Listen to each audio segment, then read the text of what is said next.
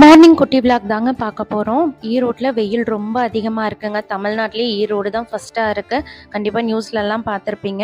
கிச்சனில் 10 மணிக்கு மேலே தான் நிற்க முடியாதுன்னா இப்போல்லாம் 7 மணிலேருந்தே நிற்க முடியல. அவ்வளோ அனத்தமாக சூடாக இருக்குது. காஃபி போட்டுட்டு ஹாலுக்கோ இல்லை டைனிங் ஹாலுக்கோ வந்து ஃபேன் போட்டு உட்காந்துக்கிறேன். 10 நிமிஷம் கிச்சனில் நின்று சமைச்சா அடுத்த 10 நிமிஷம் காற்று வாங்க வேண்டியதாக இருக்குது. சுத்தமாக நிற்கவே முடியல. கடகடன் ஒர்க்கையெல்லாம் முடிச்சுட்டு எப்படா ஏசி இருக்கிற ரூமுக்கு ஓடுவோம் இல்லை ஃபேன் இருக்கிற ரூமுக்கு ஓடுவோங்கிற மாதிரி இருக்குது.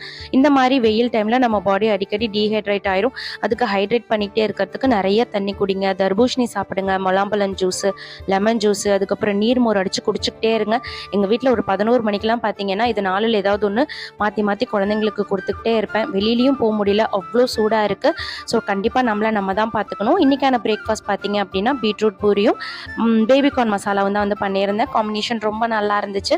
இந்த ரெசிபி வேணும்னா கமெண்ட்டில் சொல்லுங்கள். தேங்க்ஸ் ஃபார் வாட்சிங். பாய்.